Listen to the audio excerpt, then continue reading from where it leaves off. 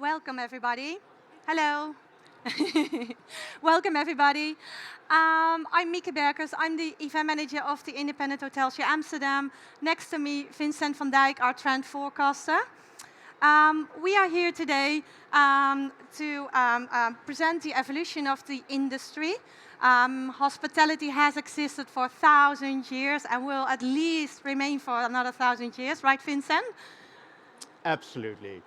But the guest of the future is changing. So how can we adapt to that? How can we make our guests happy, engage with our hotel so that they keep coming back? Vincent, we need your help. First of all, I want to say that it's such an honor to share the stage with you. And I want to give you a compliment because the show looks fabulous. Thanks. A big, warm hand for No. Mieke. We didn't. We didn't prepare. We that. didn't prepare this. Thank you all for coming. You're right. The guest of the future is changing, but not only the guest. The whole world is changing very rapidly. We are in the middle of a technological revolution, we can say. You can compare it with the start of the internet in the 90s. Now we see the artificial intelligence coming up. So a lot of things are happening right now, but we should not be afraid of it. We should embrace it. Embrace them. Hospitality is industry for people. It's a people business. You can't replace people with machines. That is such a cliche. Every time I'm talking about technological trends in the hospitality, people say that, oh, we can't replace our staff with robots. No, you can't replace human beings, but robots and technological devices can support. Look at the aviation industry, for example. They started with self-check-in in 1999 already. Alaska Airlines, I looked it up this morning, and until now, the hospitality industry was very reluctant with self-check-in. Yesterday, I checked in, and I had to wait for half an hour before getting the possibility to check in. Everybody was annoyed. I won't mention which hotel it was. It was now at the Rye, but I'm still annoyed. But every time I'm at Schiphol Airport, I see more machines and fewer people, and the people who are there, they have time for the passengers to make a nice small talk, to ask questions. So even the luggage is being automized. And this is the future. The next generation is born with an iPhone in his hands. So we look at the world differently than a couple of years ago. We are in the middle of an experience economy. So you call yourself a trend forecaster, Vincent. Experience economy. We're talking about that already for 10 years. It's not new. Whoa. No, it's not new. The experience economy is not new. But we live in a hyper-connected world. All machines, all phones, all cars talk to the internet. And the way we live is changing. You can buy everything everywhere. If you want to buy underwear or a pizza and you are in Tokyo or Istanbul or Amsterdam, with 2 clicks away you can order everything. So people are more focused at the things they can't buy. For example, health and luxury, a nice personal experience. And that's the main thing. We want to have a personalized experience.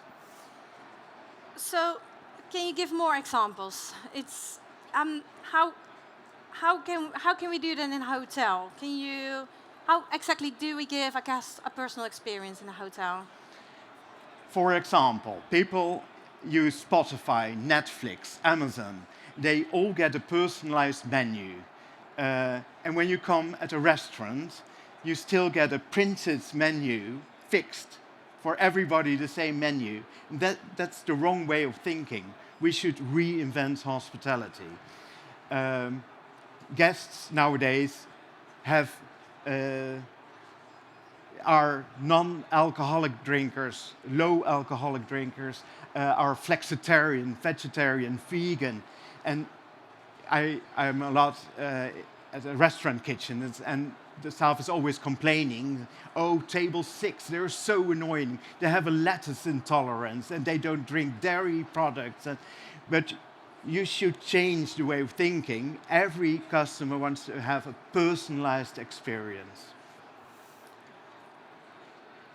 So, talking about personalized experience, how do you do that? How can you create that?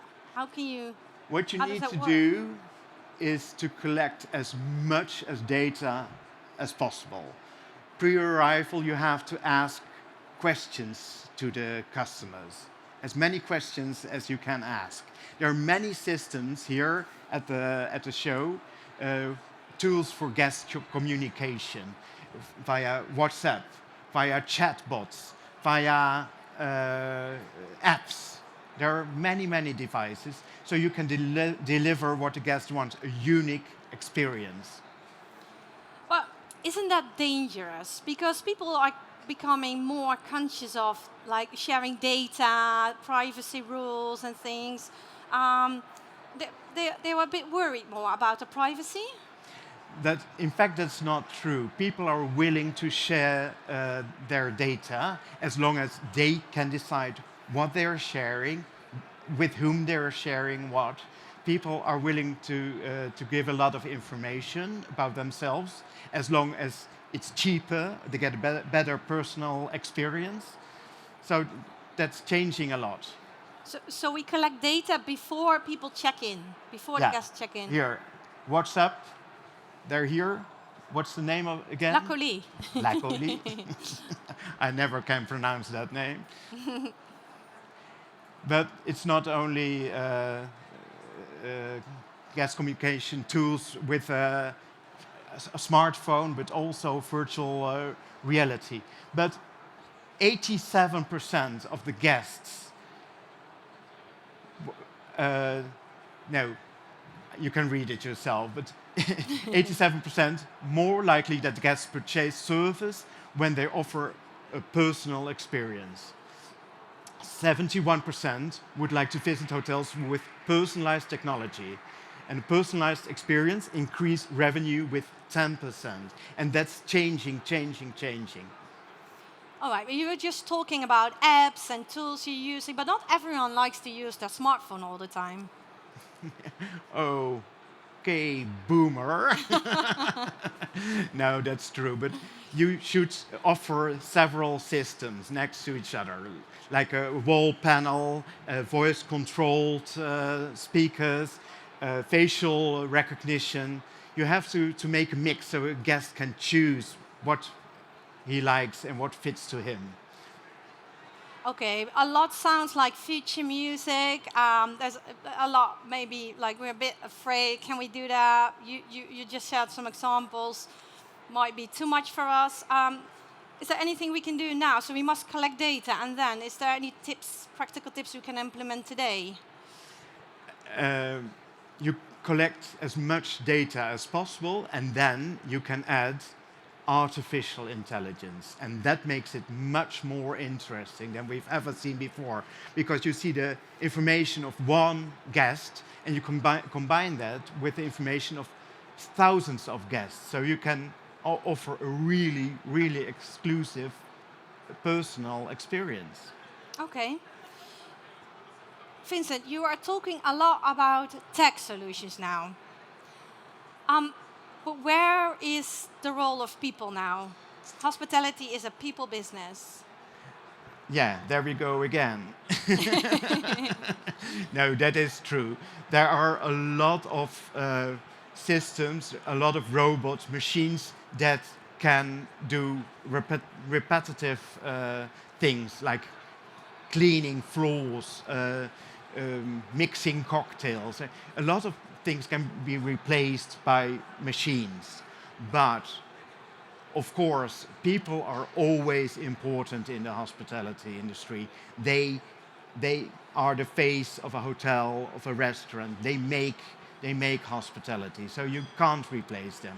Don't be afraid. You won't lose your job. So, so would that be enough then to satisfy our guests? No, the guests nowadays are really not easy to please.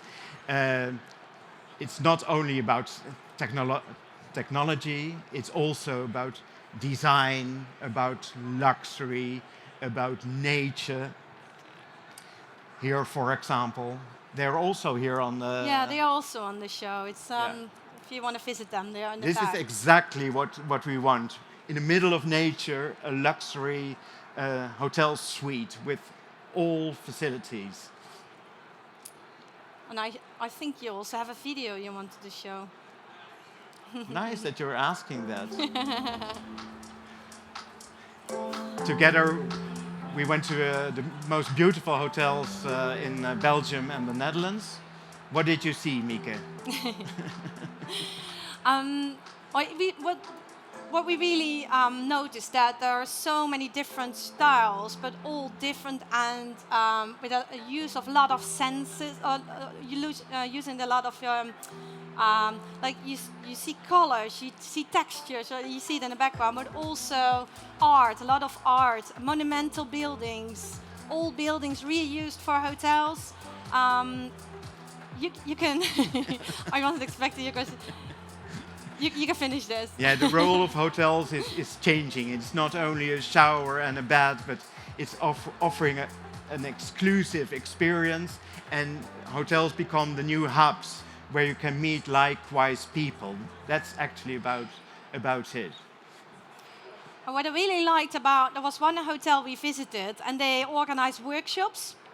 They did the workshops with the plants and... That is exactly what guests want. They want to be entertained. For example, I was at Six Senses Ibiza, and they offer like 50 different activities, underwater photo shoots. So you can make Instagram photos. You can collect eggs with your children, and they are offered the next day at breakfast. They organize pottery classes, and people want to be entertained. That takes a lot of your time for your staff. In a period that hotels have staff issues, do you have any tips for that? Yes, but of course, you're not able to organize all activities by yourself, but you can make partnerships with artists, with musea, with other restaurants. You have to do it together. But can I ask you a question? You visit a lot of hotels. I do. What is It's the a pleasure. best experience you had? And I know the answer is behind you. And I know the general manager is somewhere here. No, I visit so many beautiful hotels. I'm impressed every time when I visit a hotel, and I'm ruined for the rest of my life because every time when we want to take the family on a holiday, there's no hotel that can exceed all these beautiful hotels that I've seen. But my best experience was actually a personal experience. Last summer, we stayed at a beautiful hotel, Landgoed Lauswold, in the north of Netherlands. We arrived a bit stressed with the luggage and things. And we arrived, and there was a walk through the woods to the nature planned for us, together with the other guests upon arrival. So he organized, even the general manager, and I know he's here somewhere, Mark, he took us all on a walk, explained a lot about the nature, some facts about it, a very famous lake, and things. And that was not only good to unwind and to leave everything that you had in your head when you left home, like, oh, I need to do that or that, and your to-do list, you let everything go. I was so relaxed, and it was so nice to talk to the other guests in the hotel, because when you meet each other in the hotel. When you're having lunch or breakfast in the hotel, you're sitting down next to each other with a smile on your face, like, hey, I saw you yesterday. How was your day? And not only that, the most surprising thing was we were standing over there, and then the chef from the Michelin restaurant came on his bike with a very, very nice hot chocolate and a liqueur from a local liquor. And yeah, it was such a surprise. And it's when we went back home, it was not only the hotel and the whole stay that was nice, but this was a memorable experience. So that, yeah, in fact, that's, I think. So we all have to go to Beterswaag. I think the rates are going up now as of today. But yeah, Okay. thanks for asking. Thanks for sharing. So, hospitality is a people business. We know that. But don't be afraid for technology. Embrace it, and you should not do it alone. You should find a partner to create new things. I think creativity and partnerships are the most important ingredients for the future. So please go and visit and make friends here and create new solutions, create new innovations together. You really need each other. Thank you, Vincent. Thank you for taking us on a journey of the latest trends. I think you have convinced me now about technology. You showed us that it's not scary. In fact, that it could even make your business more personal because you have more time and hands-free to talk to your guests, if I'm correct. Absolutely. All right, right. We have some time to take questions from the audience. All right. I believe that there's a mic in the back. Are there any questions from the audience? Vincent knows a lot. The mic is coming. Thank you. What's the biggest difference between leisure guests and business guests? Because, well, most of the story is about leisure guests, I presume. But do you see the changes going for business guests as well? That's a very interesting question. One of the main trends now is leisure. It's a combination of business and leisure, obviously. What we see is people don't travel as much as they did before. They're very critical. Do I want to go to a conference? Do I want to go to another city to meet friends? If they choose to fly, they want to be at a nice destination. They don't want to be locked up for 3 days in an industry center of a city. No, they want to be in the real city, meet real local people. So they become more like leisure guests. The differences between both target groups are diminishing, and that's also when you compare the different generations. Marketeers like to make a difference between boomers and Gen Z and millennials, but the differences are changing. They're just one audience, and that's why we have to think in a different way. We should focus on personalized experiences, and we should not look at target groups anymore. That's really passé. Very good question. Are there more interesting questions?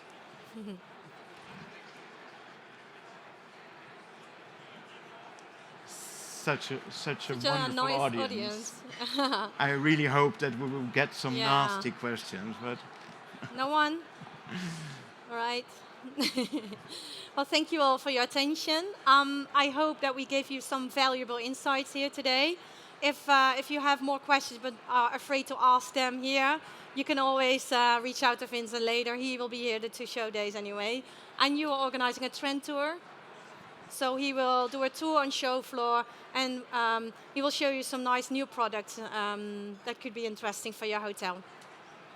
Thank you. thanks a lot.